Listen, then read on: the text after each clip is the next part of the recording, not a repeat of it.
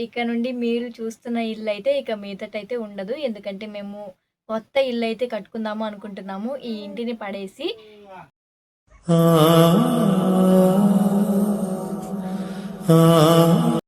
కొత్త ఇంట్లోకొచ్చేసాము అన్న ఫీలింగ్ నాకు రావాలి ఈ వీడియో చూసుకున్నప్పుడు. యూట్యూబ్ కొంతమంది మనుషుల వల్లే ఫీల్ అయ్యాము. అంటే ఇల్లు లేదు అన్న ఫీలింగ్ లాగా చూస్తారు.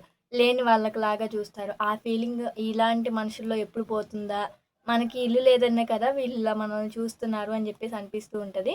కానీ ఏం కాదు, పడ్డవాడెప్పుడు చెడ్డవాడు కాదు అంటారు కదా! తిడితే వాళ్ళకి తగిలేను, నిన్ను కొట్టిన చేతులు విరిగేను. గృహప్రవేశం వ్లాగ్ ఎన్నో ఉంటాయి కదా! ఇంకా అవన్నీ కూడా నేను మీతో షేర్ చేసుకోవడానికి ట్రై చేస్తాను.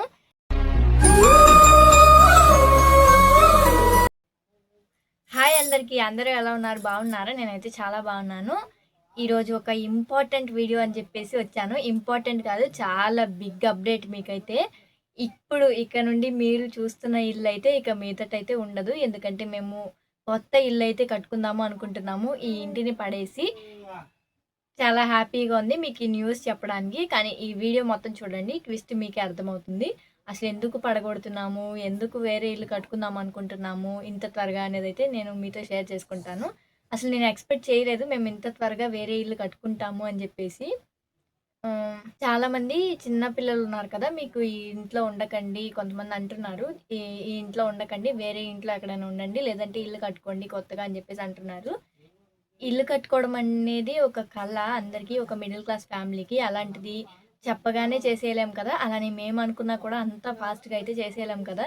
ఏదైనా సరే ఒక ప్లాన్ బట్టి చేయాలి. కొత్త ఇల్లు, అలానే సొంత ఇల్లు అనేది మన మిడిల్ క్లాస్ లైఫ్ వాళ్ళకి చాలా కష్టము. నా యూట్యూబ్ ఛానల్‌లో ఇప్పుడున్న సబ్స్క్రైబర్స్ అందరూ కూడా మా ఇంటిని చూసి వచ్చిన వాళ్ళే నాకు తెలిసి. ఎందుకంటే చాలామంది మా ఇల్లు బావుంది, మీ ఇల్లు బావుంది, మీ ఇల్లు బావుంది అనేసి అంటూ ఉంటారు. నాకు చాలా హ్యాపీగా అనిపిస్తుంది. అలాంటిది ఇప్పుడు మీ కళ్ళ ముందు ఇంకా ఈ ఇల్లు ఉండదంటే నాకు చాలా బాధగా ఉంది. ఒక పక్క ఇల్లు కట్టుకుంటున్నాము అనే సంతోషం కన్నా కూడా, ఒక పక్క ఈ ఇంటిని పడేయాలి అనే బాధ ఎక్కువైపోయింది. ఎందుకంటే ఈ ఇంట్లో మాకు ఎన్నో జ్ఞాపకాలు, ఎన్నో ప్రేమ, అనుబంధం, గొడవలు ఎన్నో ఉన్నాయి. ఒక ఇల్లు అన్న తర్వాత అన్నీ ఉంటాయి కదా! అందుకని చెప్పేసి చెప్తున్నాను. సరే, ఇప్పుడు అసలు ఈ మ్యాటర్ అంతా ఎందుకు చెప్తున్నాను అనేది కూడా చెప్తాను. మేము ఇంటి అంటే ఇల్లు కట్టుకోవడానికి డబ్బులు ఉన్నాయా? లేదా? అవంతా కూడా నేను ఈ వీడియోలో అయితే మీకు షేర్ చేసుకుంటాను. ఫస్ట్ నేను ఒక విషయం అయితే చెప్దాము అనుకుంటున్నాను. కొంతమంది ఎలా అడుగుతున్నారంటే, మీరు ఇల్లు కట్టుకోవచ్చు కొంతమంది అంటే ఎక్కడో ఒకళ్ళిద్దరు ఉంటున్నారు. అసలు కొంతమంది ఎలా చేస్తున్నారంటే, అసలు నీ వీడియోస్ ఏం బావుంటాయి.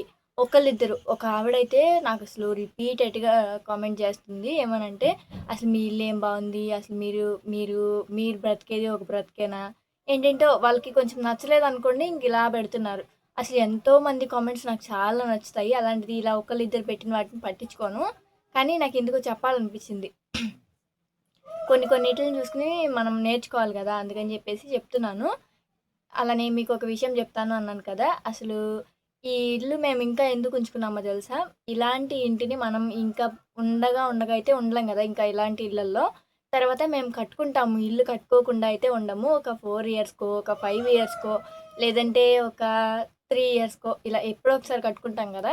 కానీ ఇలాంటి ఇల్లునే మళ్ళీ కట్టుకోలేము. ఇంక ఇది పడేసేసి, ఇప్పుడున్న ఇల్లు పడేసి, తర్వాత ఎప్పుడైనా సరే ఒక డాబా కట్టుకుంటాము, లేదంటే రేకుల షెడ్ వేసుకుంటాము. ఇలా ఎన్నో రకాలుంటాయి కదా! అలా మాకు తోచినంత, మాకున్నంతలో మేము ఇల్లయితే కట్టుకుంటాము. అలాంటిది ఇప్పుడు ఈ ఇంట్లో ఉండడం అనేది కూడా నేను ఒక అదృష్టం లాగానే ఫీల్ అవుతాను.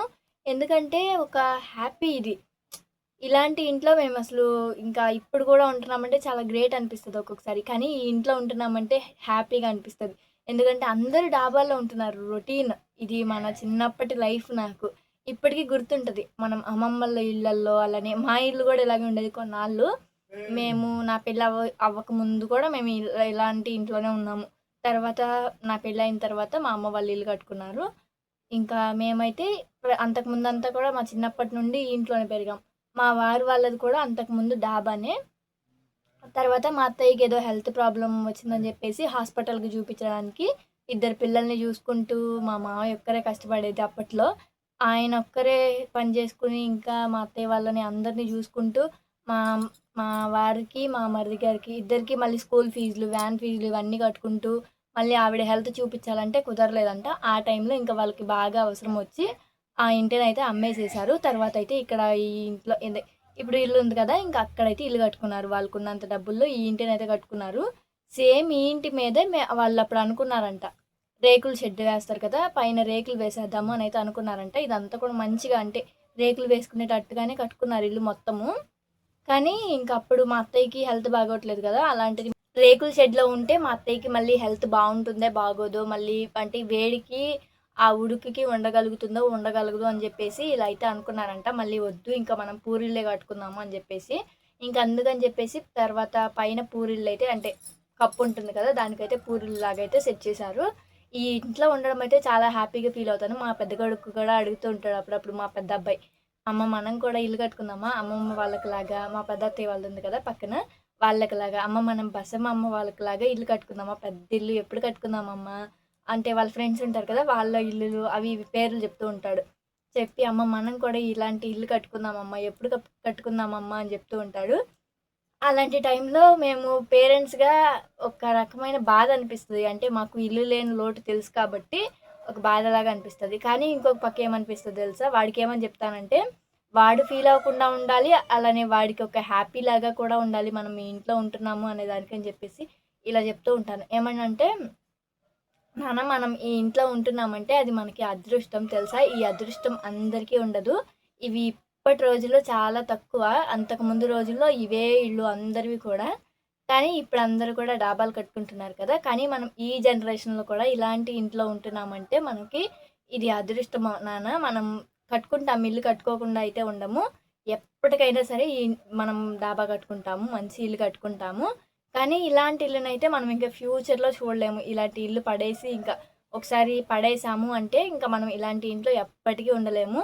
మీరింకా పై చదువులు చదివి ఇంకా బిల్డింగ్స్‌లో, డాబాల్లో ఇలాంటి వాటిల్లోనే ఉంటారు కానీ ఇలాంటి ఇంట్లో మళ్ళీ లైఫ్ అయితే లీడ్ చేయలేరు అనైతే చెప్తుంటాను. వాడప్పుడు నవ్వుతూ ఉంటాడు. ఏంటమ్మా ఇలా చెప్తున్నావు అన్నట్టుగా చూస్తూ ఉంటాడు. నాకలా అనిపిచ్చిద్ది. వాడలా చూస్తున్నాడు ఏంటి అని. కానీ నేను చెప్పేదైతే ఇదే. అలా చెప్తూ ఉంటాను వాడికి. అంటే మరి నిజమే కదా! మనం తర్వాత వేరే ఇల్లు కట్టుకోవాలంటే కట్టుకోగలుగుతాం. కానీ మళ్ళీ ఇదే ఇంటిని కట్టుకోవాలంటే కట్టుకోలేం గదా!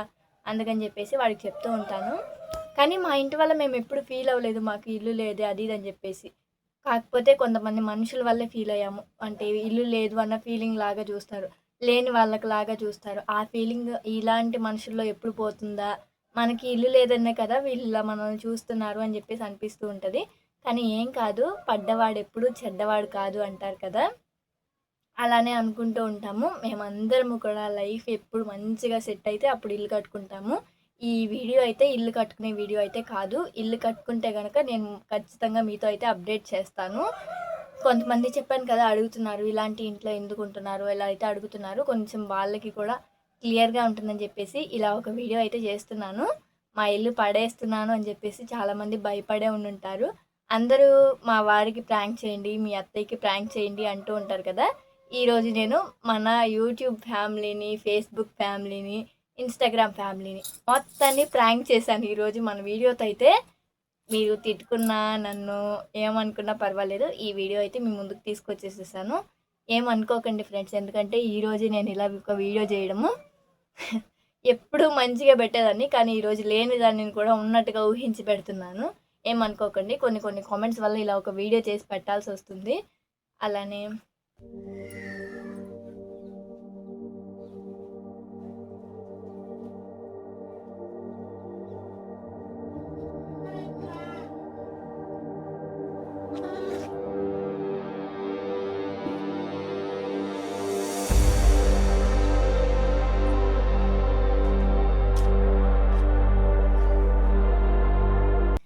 మేము ఇల్లు కట్టుకుంటే ఇంకా మీతో బోలెడన్ని వ్లాగ్స్ అయితే షూట్ చేయాలి. అలానే చాలానే చెప్పుకోవాలి మీతో. ఇంకా ఎన్నెన్నో వ్లాగ్స్ తీసుకురావాలి. శంకుస్థాపన వ్లాగ్ అని చెప్పేసి, మా ఇల్లు పడేసే వ్లాగ్. కానీ నేను ఈ వీడియో చేస్తుంటే నాకెందుకో ఏడుపొస్తుంది. ఎందుకంటే ఇది నిజంగానే జరిగితే ఈ ఇంటిని నేను మిస్ అయిపోవాలా అన్న ఫీలింగ్ అయితే వస్తుంది. కానీ ఇప్పట్లో అయితే మేము ఇల్లు కట్టుకోము. కట్టుకుంటే గనుక మీతో ఖచ్చితంగా షేర్ చేస్తాను. కట్టుకునే ఆలోచన అయితే ఇప్పట్లో లేదు. ఎప్పుడు కట్టుకుంటారో అని అయితే అడుగుతున్నారు కదా! చూద్దాం ఎప్పుడు అనుకుంటే అప్పుడు నేను ఖచ్చితంగా మీతో అయితే షేర్ చేస్తాను. మీతో షేర్ చేయకుండా అయితే ఉండను. మీరు నా ఫ్యామిలీ మెంబర్స్ అయినప్పుడు నేను మీతో షేర్ చేయకుండా ఎలా ఉంటాను చెప్పండి? ఖచ్చితంగా అంటే ఖచ్చితంగా చెప్తాను. ఎన్నో వ్లాగ్స్ షేర్ చేస్తాను. చెప్పాను కదా! గృహప్రవేశం వ్లాగు ఎన్నో ఉంటాయి కదా! ఇంకా అవన్నీ గూడా నేను మీతో షేర్ చేసుకోవడానికి ట్రై చేస్తాను. చాలా చాలా ఉన్నాయి కలలన్నీ కూడా ఒక్కొక్కటిగా నెరవేర్చుకోవాలి. ఇవి అంటే ఇప్పట్లో మేమైతే అనుకోవట్లేదు ఇల్లు కట్టుకోవాలనైతే. కొన్నాళ్ళు ఇందులోనే ఉండాలనైతే అనుకుంటున్నాము. చెప్పా కదా! ఇలాంటి ఇంట్లో ఇంకా మళ్ళీ మళ్ళీ ఉండలేము. అందుకని జెప్పేసి ఇలాంటి ఇంట్లో ఉందాము అనుకుంటున్నాము. ఇంకొకటేంటంటే మా దగ్గర ఇల్లు కట్టుకునేంత డబ్బులు కూడా లేవు. కొంచెమున్నాయి అంతే దాస్తున్నాము. అలానే మరీ ఎక్కువైతే ఏమి లేవు. అందుకని చెప్పేసి ప్రెజెంట్ మేము ఇల్లు కూడా కట్టుకుంది. మీ దగ్గర దాయాల్సిన అవసరం అయితే నాకు లేదు. ఎందుకంటే మీరు నా ఫ్యామిలీ అనుకున్నాను కాబట్టి ఏదైనా సరే మీతో షేర్ చేసుకుంటాను. బాధొచ్చినా, సంతోషమొచ్చినా నాకు మీతో షేర్ చేసుకోవడం అలవాటైపోయింది. అందుకని చెప్పేసి నేను మీతో షేర్ చేసుకుంటున్నాను. ఈ వీడియో ఎంతమంది తప్పుగా అనుకుంటారో, కరెక్ట్‌గా అనుకుంటారో నాకు తెలీదు కానీ నేను ఎందుకు ఇలా చేస్తున్నానో నాకే తెలీదు. అంటే కొన్ని కొన్ని కామెంట్స్ చూసిన తర్వాత నాకు ఇలాంటి వీడియో ఒకటి చేయాలి అనిపించింది. మీరు ఇల్లు కట్టుకోవచ్చు కదా!